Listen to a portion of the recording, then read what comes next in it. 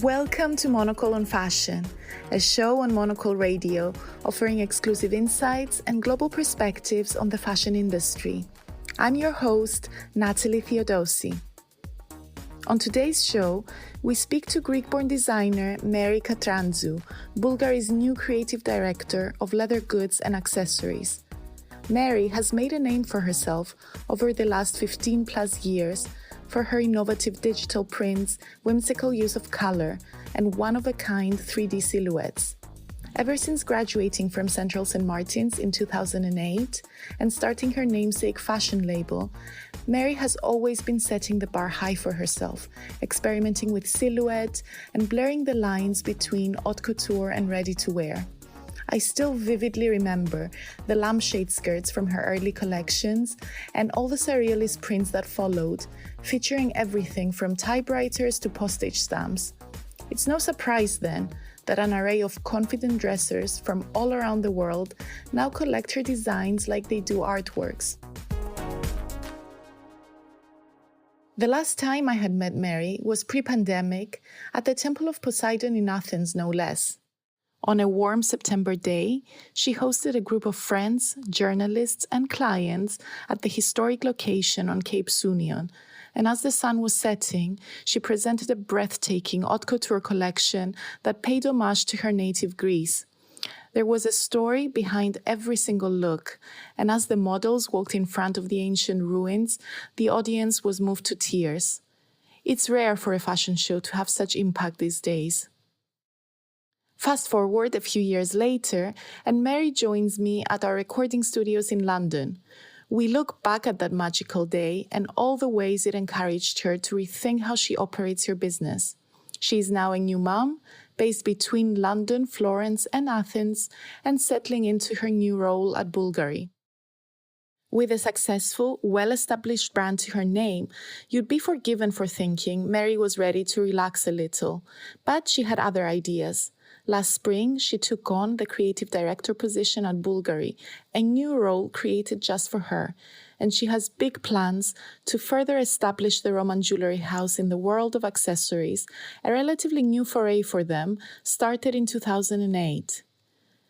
Mary is no stranger to brand collaborations. She has designed capsule ranges for Longchamp, for Monocle, and even a collection of handbags for Bulgari back in 2021. She also worked with artist Pablo Bronstein to design costumes for the New York City Ballet and the Paris Opera. But her new role is a more ambitious undertaking. By delving into the archives and taking inspiration from the brand's Greco-Roman heritage, Mary seeks to create bags with the gravitas of jewelry. As she puts it, symbols of culture rather than symbols of status. She joins me in the studio to share the origin story of her relationship with Bulgari, her plans for the forthcoming sophomore collection, and her mission to elevate the ordinary to the extraordinary. Let's hear from Mary Katrantzou. I'm going to start with the most basic question of them all. How have you been? And update me. I think last time that we spoke or saw each other, we were in Athens at the Temple of Poseidon when you hosted probably the most mesmerizing, emotional show that I've attended to in my whole career. So tell me what happened since then and how did you then land at Bulgari? So, my God, it feels like an eternity ago, but it was so incredible that you could come to that show because for me, in a way, it was a homecoming and a love letter to Greece. But it was also the start to my collaboration with Bulgari because Bulgari came on board and loaned us the most incredible heritage high jewelry pieces for that show. And it was magical because it was the Temple of Poseidon. It was celebrating the 30 years of the Elpida charity, which helps children cancer patients. And also, you know, for Bulgari, apart from being in support of that cause, it was a celebration of their dual Greco-Roman heritage. So a lot has happened since COVID. firstly. And then also, I got married. I'm now a mother. I moved from London back to Athens, and now I'm between London, Athens, Florence, because I also was appointed the first creative director of leather goods and accessories at Bulgari. So much has changed. But I feel that show came as a compass in my life to show, what can happen when you have culture, fashion, philanthropy come together for one cause, and to show, because the whole collection was built around looks inspired by ideas that were born at the time the temple was built.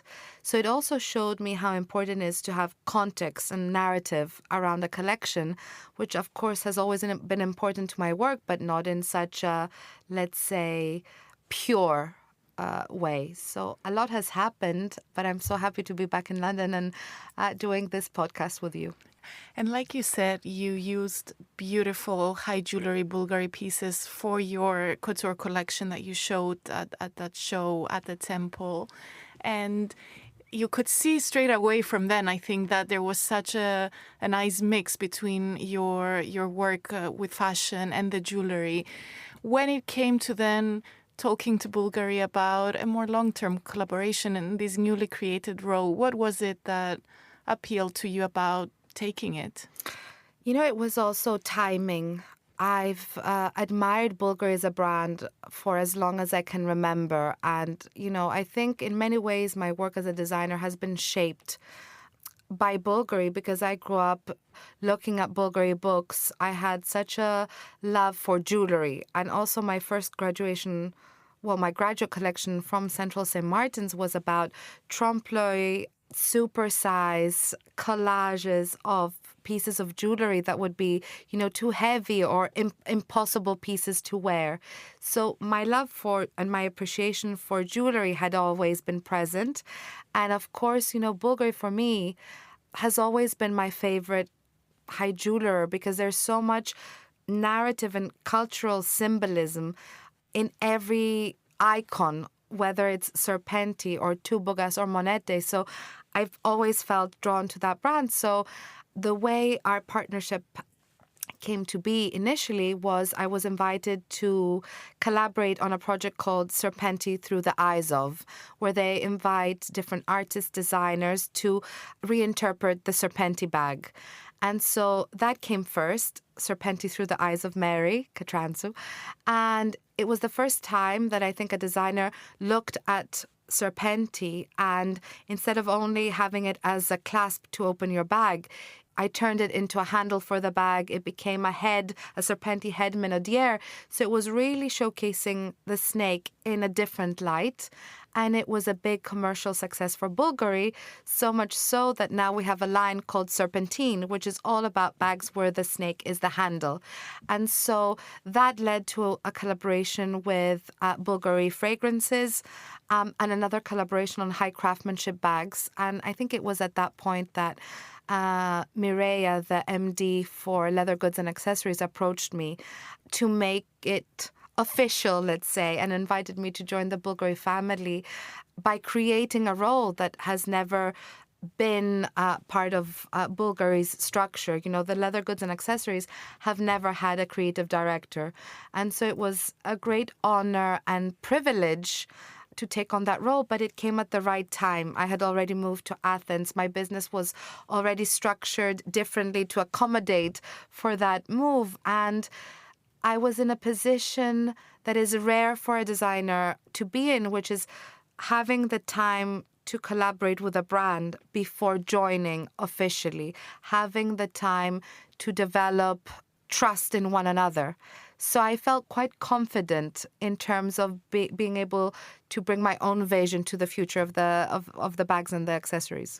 And it's so interesting that, like you say, it is a newly created role. And looking at the industry in the past, these worlds, fashion, accessories, and fine jewelry were a lot more siloed, and there were clear divisions between the two. I think the worlds are merging a lot more, and Bulgari is kind of driving that change by bringing you on board, having more of a conversation between their jewelry and fashion accessories collections. Why do you think there's more of this merge of the worlds and breaking down of the barriers? You know, when it comes to Bulgari, I think Bulgari has always had a pioneering spirit as a brand.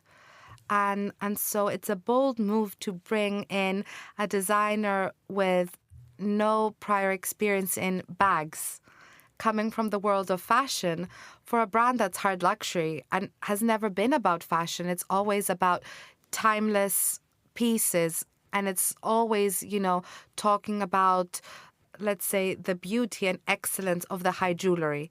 But it's also a brand that, and probably the only brand that has managed to have legitimacy in so many different brand categories. You know, there's the high jewelry, there's the fine jewelry, there's watches, there's hospitality, there's fragrance, and there's leather goods and accessories.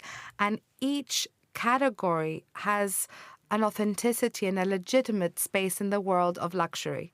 And so that I find is very unique at Bulgari already. So I think, you know, Bulgari is the brand to be able to say we want all our categories to be in dialogue and to communicate one brand. And I think that's very important. I think when you talk about brand that has so many layers, having the cross-pollination and dialogue between divisions is where real excellence, where you allow for real excellence to happen, because you're creating pieces that are based on a design integrity that has 140 years worth of heritage.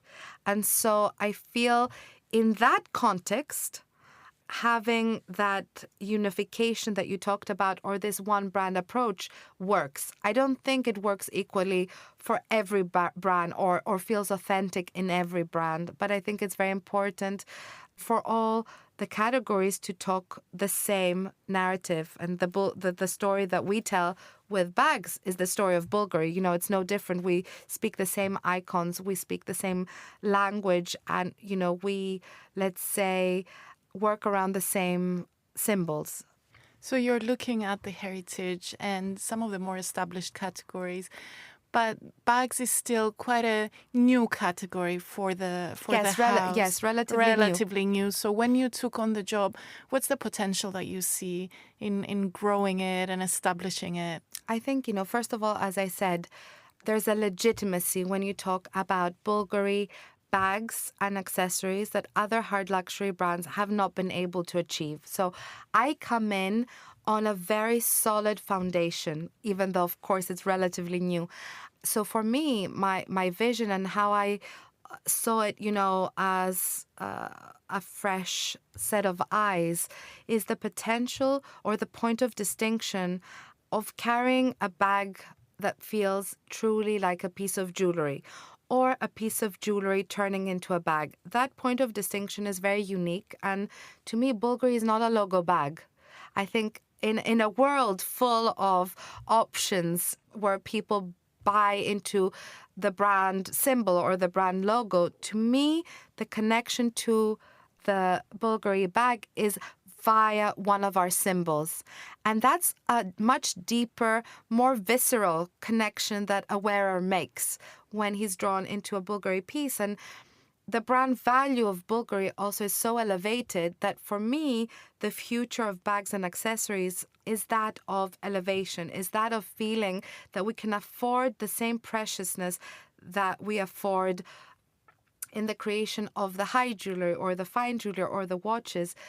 It's the same way we approach a bag. There's so much innovation that happens between being given a design from the jewelry team to then restudying it, its proportionate scale, the technology in its manufacturing, how you can apply it on a bag, how that can be combined with fine leather. There's so many layers of research and development that go into these bags that, to me, they're true. I don't want to call them works of art because I don't want to be pretentious about it, but I really feel you feel like you're carrying a piece of jewelry. And it's quite and that's refreshing. Very unique. I think it's also refreshing that bags for so many years were more status symbols, but you see it, like you say, as a work of art, as a design object that's precious, and I it's see it closer as to a jewelry. symbol of culture rather than as a symbol of status. And I think that's a very interesting way to approach luxury these days. And it can only be approached by brands that have true heritage. And that, is built over decades of design excellence. So it's not that you can claim heritage so easily. So that's why, it's so interesting to me, because in fashion, you're always looking at what's next and the seasonality and this constant transformation that you go through as a designer. Whereas at Bulgari, a high jeweler, you really look at enduring pieces that are true investment pieces that you will hold on to forever. So you design in a completely different light, because it's not about a trend. It's not about what's next. It's really about what is forever. Speaking of that heritage, tell me about spending some time in Florence and having more of a free pass to explore the archives and really delve deep into Bulgari's heritage. I mean, Bulgari's archive is the most incredible, the most inspiring, incredible experience. Having the opportunity to visit it now a couple of times, I'm always so surprised. Surprised. I'm not surprised, but it's always astonishing to see how modern everything feels.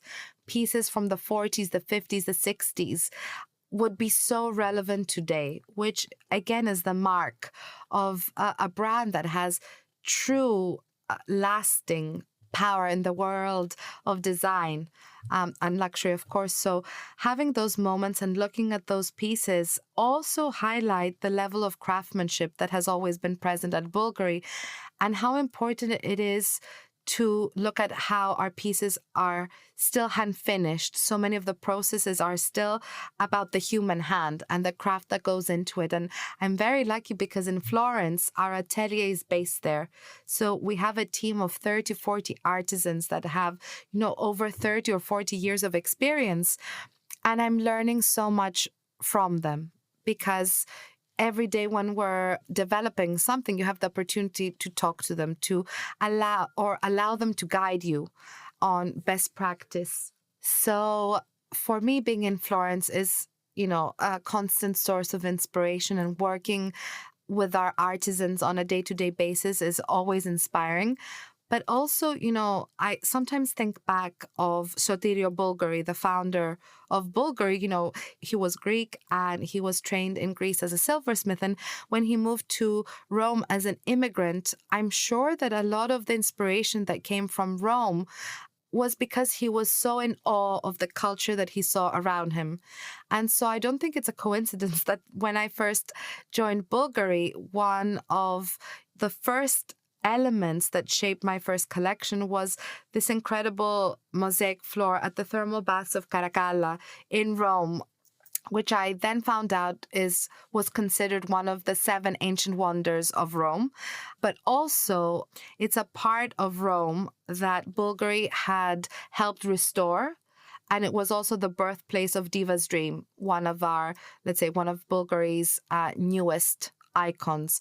And so to me, I kind of connect and see what Sotirio must have felt when he first started discovering Rome and taking something as ordinary as a way, a pavement puzzles together to create something as iconic as parentheses. So I think this idea of elevating the ordinary to the extraordinary has always been a part of Bulgari's work. And I feel the same when I'm in Florence or when I visit Rome, when I discover all the culture that's around us and the energy that is still present to this day, because there's so much history there. But it's incredible when you visit not only the energy, but how inspiring it can be to a design that is coming out, in 2025, like 2,000 years.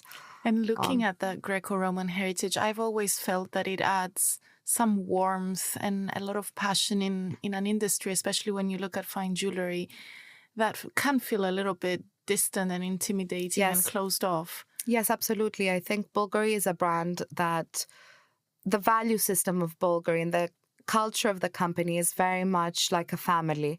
There's a lot of warmth, and it's a Mediterranean brand, and so being Greek, I understand those values. I think, that when I talk about the synergy or the similarity between my work and Bulgari as a brand, it goes beyond aesthetics. It also has to do with what you're saying, that positivity, that warmth, this idea of magnetism or something feeling radiant.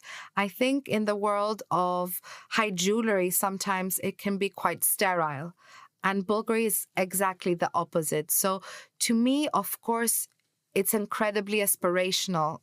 This year I went for the first time, was invited to the Eterna high jewelry collection that was unveiled in Rome. And so it was my first Bulgari high jewelry show. And looking at those pieces in person and how they are presented, to me, especially for the high jewelry, there is no comparison with other high jewelry brands. And of course, there's a connection that I feel being part of Bulgari now, but it's what you said. There's a warmth there that I think is so important when you're buying something that will express your identity. As a Greek as well, I think the Mediterranean element makes a big difference, right? Yes. And it's clear from what you're saying that it's such an amazing match. So just looking ahead at the new year to wrap, what should we expect from your next collection and everything that you are doing for the brand now that you're settled? So, there's so many different, let's say, mini projects that we're working on. The first collection that I worked on was more a statement of intent. And that was because the Kala motif is a new motif for Bulgari. Now this opened another pillar, which was important to me. So many people recognize Bulgari bags for the Serpenti Forever line, but it's important to me to be able to build outside that and open up new pillars that connect to other brand symbols. So that is one. And also, doing the most incredible elevated evening pieces. We are Bulgari. So to me, it was surprising that in our offering, it was mainly day to night bags. So one of the things that you'll see next year is, let's say, a structure that allows for day to be day and day to night to be day to night and night to be night. And so it allows us also an environment where we can really elevate certain pieces to be extraordinary, one-of-a-kind pieces that are extremely unique and sometimes made entirely out of metal. And it really goes back to what I was saying. When does a piece of jewelry turn into a bag? And when does a bag truly feel like a piece of jewelry when wearing it? So you'll see that. And you'll see a re-edition of my first bag I did for Bulgari 5 years ago. So she's coming back.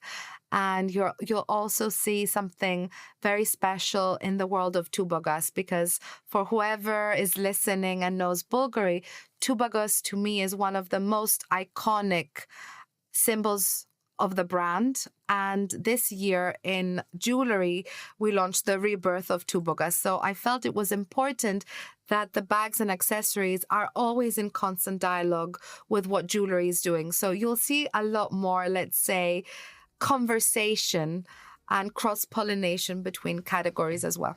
How exciting. And I think it sounds, you said that it was a bold move for Bulgari to totally appoint the ready-to-wear I don't designer. think they've realized how bold it was, but I think it's an audacious brand. And that's what I love about Bulgari. It's not a brand that follows trends. It's a brand that has always paved the way, and in many ways a trailblazer when you look at ways they've approached design. So yes, I'm very happy to be part of Bulgari. It's a great privilege and also a great opportunity for me personally to challenge myself in a completely new way. That was Mary Katrantzou, the creative director of her eponymous brand and Bulgari's creative director of leather goods and accessories. And that's all for today's show. Make sure you subscribe and stay tuned for more big interviews and exclusive insights into the world of fashion. Today's episode was produced and edited by Lily Austin. To contact the Monocle on Fashion team, email Lily at lja@monocle.com. I'm Natalie Theodosi. Thank you for listening.